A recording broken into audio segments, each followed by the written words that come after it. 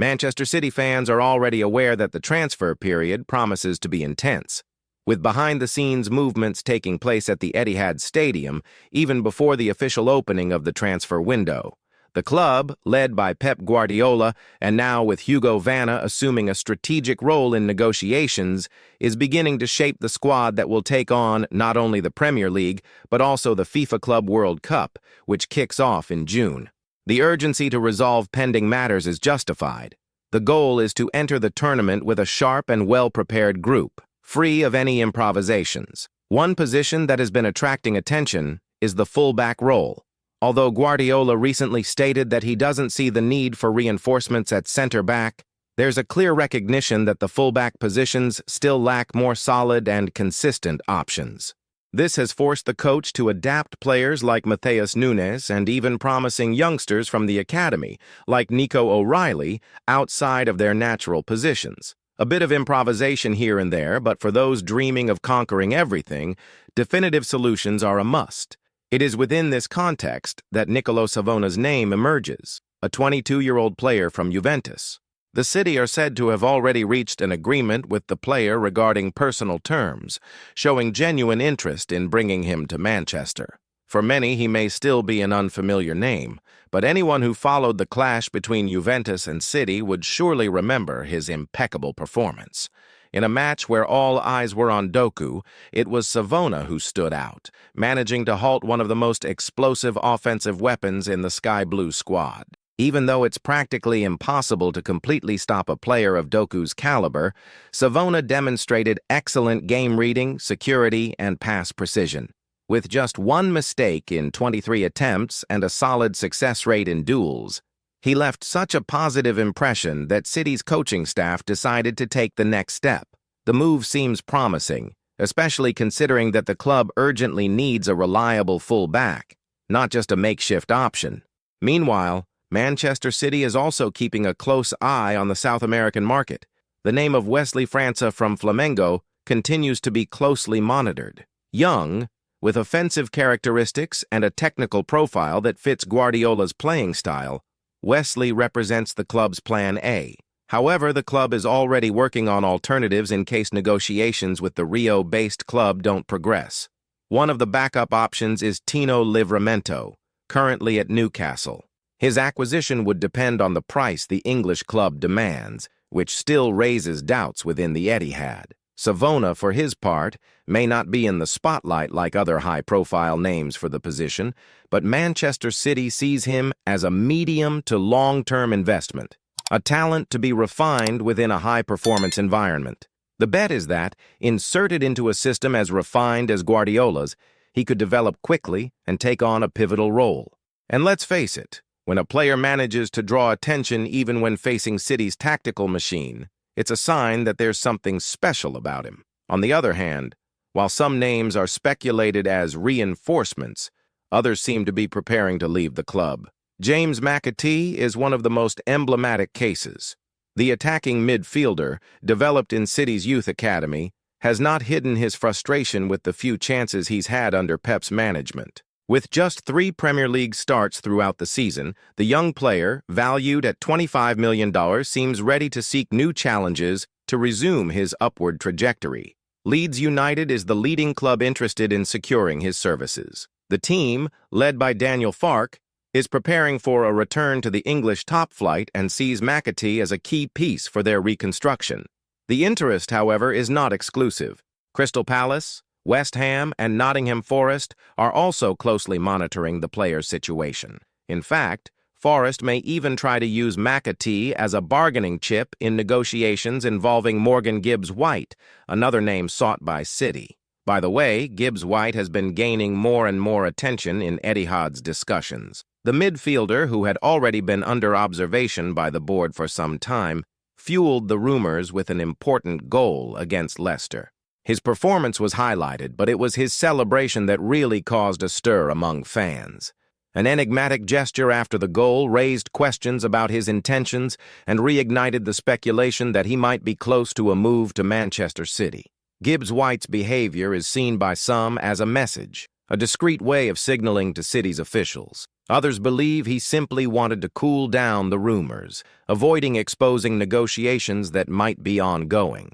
Either way, the interest is real and growing day by day, especially with the imminent departure of Kevin De Bruyne, who will leave a creative void in the club's midfield. The search for a new playmaker for the offensive sector is intensifying. Gibbs White is an option, but he's not alone in this race. Florian Wirtz from Bayer Leverkusen continues to be watched.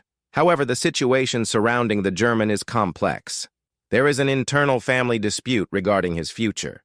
His girlfriend prefers a move to Manchester. His father is in favor of a deal with Bayern Munich, and his mother believes he should stay longer at his current club. A real domestic drama that could have implications in the market. Meanwhile, alternatives like Carlos Balaba from Brighton and Tijani Reinders from Milan are also emerging. Both young, talented, and with a playing style that appeals to Guardiola, they represent viable options if City can't progress with their priority targets. The movements in the attacking sector are inevitable. The club knows it won't find another De Bruyne in the market, but they need someone who can at least carry the creative torch in the coming years. In line with this thinking, Francisco Trincao's name is starting to gain momentum. The Portuguese player is enjoying a great spell at Sporting, where he accumulated 18 assists in 51 matches this season. At just 25 years old, Trincao shows rare creative ability and versatility to play in various attacking positions. While he may not be a traditional playmaker, his vision and skill in the final pass stand out, qualities that, if properly developed, could offer Manchester City a distinctive profile. Trincao had a rather discreet spell in the Premier League when he played for Wolverhampton. However, since returning to Portugal, he has reinvented himself. His connection with Victor Gyökeres in Sporting's attack has been one of the most productive in recent European football, which is what attracts not only City, but also clubs like Arsenal and Manchester United. Sporting's asking price is around $34 million, a reasonable sum for a player with his numbers and growth potential. With 53 assists in his career and a strong desire to prove his worth at a major English club, Trincao could be the impactful bet Guardiola likes to make. The coach has shown on other occasions that he values players with adaptability and collective vision, attributes that the Portuguese player has consistently demonstrated. And as negotiations heat up, the atmosphere at the Etihad is one of anticipation. With departures practically certain and names being negotiated in secrecy, Manchester City's squad for the upcoming season remains an unknown. But one thing is certain. The club is not standing still. Moves are being made on multiple fronts, and fans can prepare for a summer of significant changes. With all these gears turning behind the scenes, Manchester City finds itself at a crucial point of transition. Hugo Vanna's role as the new director of football will be intensely tested. He inherits a winning structure, but with pieces that are beginning to show signs of wear. The longevity of players like De Bruyne, Jack Grealish's physical instability, and the possible change in goal with Ederson's departure sketch out a new cycle. Maintaining competitiveness at a high level will require surgical precision in signings and courage in unpopular decisions. In this scenario, every move carries strategic weight. Leeds United's interest in James McAtee, for example, represents more than just the potential departure of a promising young player. He could be a key piece in larger deals, either as leverage in a negotiation for Morgan Gibbs White, or even as part of a deal with international clubs, such as Bayer Leverkusen. Some even say that recent discussions at the Etihad included McAtee as a bargaining chip in City's attempt to bring in Florian Wirtz, reinforcing the idea that nothing happens by chance. The decisions aren't limited to midfield. The defensive sector is also under review. And despite Guardiola's statement dismissing the need for new center-backs, the signing of fullbacks remains urgent. This is where Nicolo Savona comes into play. His flawless defensive performance against one of the best dribblers in the league, Jeremy Doku, didn't go unnoticed. Although Doku managed to win some duels, Savona maintained solidity, passing precision, and demonstrated maturity beyond his years. For Guardiola, this matters a great deal. A player who has already faced City's offensive intensity and emerged with a commendable performance automatically attracts attention. It's as if he has passed an unofficial test and succeeded with merit. And considering that he can play both as a fullback or more centrally in a three-center-back setup, he offers valuable versatility in a system that adapts to different opponents. Of course, bringing in a young player for such a demanding position carries risks. But Manchester City has one of the best development structures in world football, and Pep, with his keen eye for talent, seems to see something in Savona that goes beyond statistics. The idea is to introduce him to an environment where he can evolve without rush, initially competing for space and earning minutes in less pressured games until he's ready for bigger challenges. But even with this movement in the market, City doesn't want to put all its chips in one direction. The season wasn't as dominant as others under Guardiola's command, and this has raised a red flag. The team needs to reinvent itself without losing its essence. Therefore, there is an active search for pieces that bring something new. A bit of irreverence, creativity, youth. Names like Trincao gain momentum in this context, precisely because he represents an alternative to the predictable. He might not be a direct replacement for De Bruyne, but he offers something different. The ability to break lines, to speed up the game on the wings, and above all, to create opportunities in congested scenarios. Trincao, alongside Victor Gyökeres at Sporting, formed one of the most in-tune duos in recent European football. The Portuguese's ability to move between lines, pull defenders, and find improbable passes made him a key piece in the team's offensive machinery. It's true that his previous stint in the Premier League wasn't thrilling, but the difference now lies in the confidence and tactical role. He returns as a protagonist, not as a gamble, and that changes everything. Another factor playing in Trincao's favor is cost-effectiveness. In an inflated market where young talents with less than half of his experience already surpass 50 million, the 34 million being asked by Sporting seems like a good deal. For a club like City, which needs to replenish talent but also think about financial balance, the equation seems to make sense. However, the board knows that building the ideal squad won't come with gambles alone. The club is looking for names that can come in and make a difference from the first minute. In this search, some fans are starting to fondly remember Ilkay Gundogan. His departure still echoes. And that's why players like Reinders, who share positioning traits, rhythm, and the ability to dictate play, are being closely monitored. While the rotation of names continues, another important detail is being considered: preparation for the Club World Cup. For the first time, the competition will take place in a new format, with more clubs, more matches, and therefore greater physical and tactical demands. Guardiola wants the team ready before then, a defined, cohesive squad with a clear hierarchy of roles. The testing phase will pass quickly, and the need for results will be immediate. With all of this on the horizon, City fans are experiencing a mixture of anxiety and optimism. With every new piece of information leaking from internal meetings at the Etihad, the expectation grows. It will indeed be a summer of restructuring, but also of renewing hope. A new cycle is being formed, with old idols bidding farewell and new protagonists being prepared. And we cannot ignore the emotional factor. Kevin De Bruyne, for example, is not just a great player. He is a symbol. His eventual departure will not only be a technical loss, but also an emotional blow for a generation of fans. Replacing him will require more than just numbers. It will require charisma, tactical intelligence, and the ability to carry the team in difficult moments. That's why the club has been cautious. The options being considered, like Wirtz and Gibbs-White, are not chosen purely for their raw numbers. City is looking for players with personality, a hunger to win, and leadership potential. Young, yes, but ready to take center stage when necessary. In this context, McAtee becomes a central figure. His stay or departure could dictate the direction of several negotiations. He represents the fine line between betting on homegrown talent or using it as leverage to bring in established stars. And this is where the board's wisdom comes into play, knowing the right moment to retain, to sell, and above all, to invest. In the end, what's unfolding is a new Manchester City, younger, more versatile, more prepared for what lies ahead. And with Hugo Vanna at the helm of planning, Guardiola will finally be able to work with a squad shaped for his plans, not adapted to urgencies.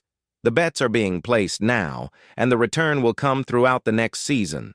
For the fans, it's a matter of watching every move, every rumor, every hint left on the field, like Gibbs White's subtle celebration or Savona's quietly brilliant performance. The story is being written behind the scenes, and the next chapters promise to be even more electrifying. As the days pass and the windows open, Manchester City continues to work in a meticulous manner.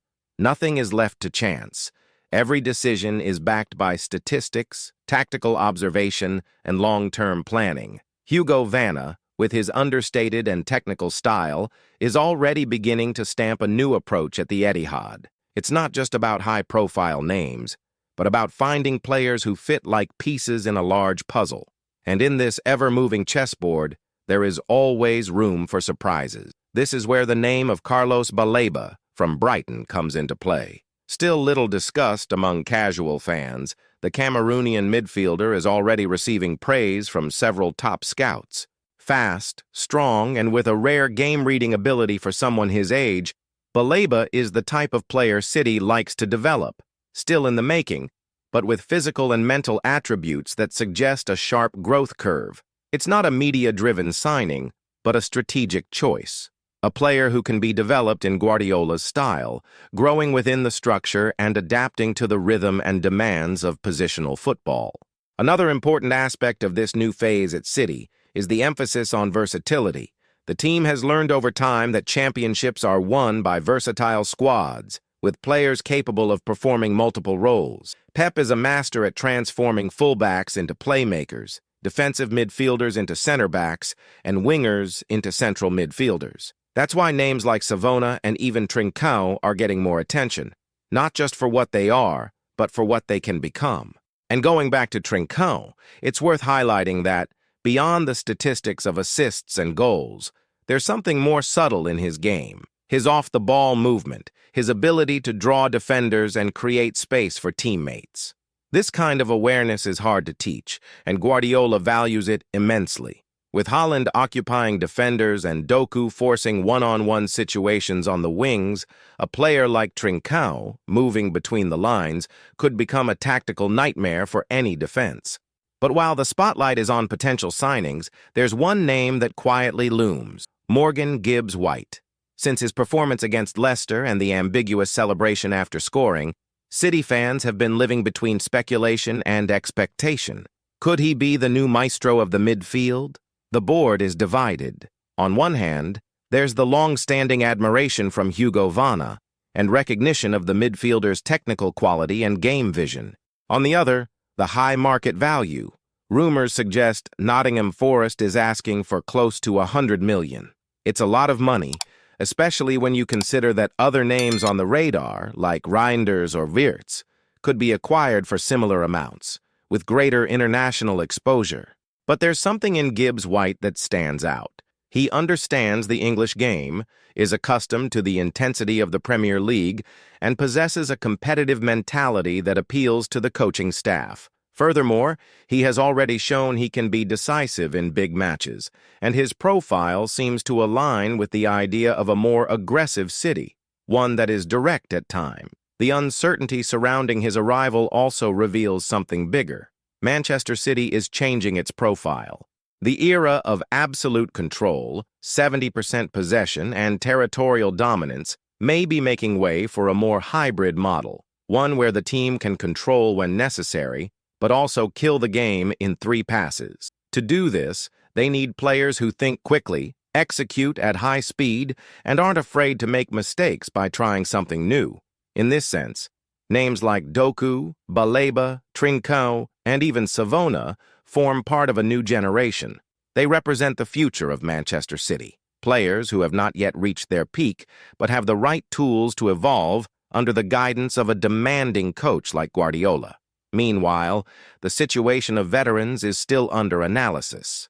Jack Grealish, for example, remains divisive. While he has had important moments since arriving, he has not been consistent. The pressure for a financial return on the initial investment only grows, and with rumors that other English and Italian clubs are showing interest, the possibility of a transfer is not ruled out. And here, once again, the board faces a crossroads. Keep Grealish, betting on a resurgence, or sell him and make room for a new talent like Trincao, or even a surprise from the South American market. It all depends on how much the club is willing to truly restructure, whether it will be a gradual rebuild or a more drastic revolution. Another name emerging in this debate is Ederson. The goalkeeper, an icon of the Guardiola era, may also be on his way out. There are whispers that Diego Costa, a young and rising star, could take his place. If confirmed, this change would mark the end of an era at City's goal. Ederson is not just an excellent shot stopper. He has been key to the system of building from the back, redefining what is expected of a modern goalkeeper. Replacing him will require much more than reflexes and saves. It will require vision, game reading, and courage with the feet. For this reason, the choice of a new goalkeeper will be critical. And, as in other positions, the trend is for City to seek a name that fits the philosophy, even if it's not the most famous or established yet. That's how the club works, identifying potential before it becomes a global star. And among all these possibilities, one common element connects all these decisions: the search for longevity. City wants to build not just a competitive squad for the next season, but a solid foundation for the next 5 years. This is why the investment in youth and versatility makes so much sense. With a market that moves daily, being prepared for all possibilities has become a necessity, not just an advantage. With the new Club World Cup approaching, time is moving faster than ever. Guardiola wants all reinforcements defined before pre-season. He knows that success in the tournament could further cement City's legacy as a global powerhouse, and for that, he needs a group that is aligned, committed, and hungry to conquer the world, literally. Meanwhile, fans remain attentive. Every Instagram post, every interview, every gesture on the pitch becomes a clue. Gibbs White's celebration, McAtee's expression on the bench, Trincao's gaze during Sporting's matches, all are interpreted, analyzed, discussed in forums, videos, and WhatsApp groups. This is the magic of modern football. It happens both on and off the pitch, and at Manchester City this has never been truer. The rebuild is underway, and every detail matters. It's up to the fans to follow, cheer, and believe, because the new era of the citizens is just beginning.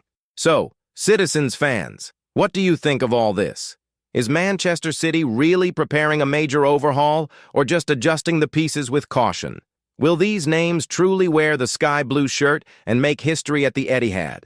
The future is promising, and every detail could be decisive for the club's success in the coming seasons. If you enjoyed this content and want to keep following every step of Manchester City with analysis, information, and the insight of someone who understands the game, go ahead and leave your like on this video.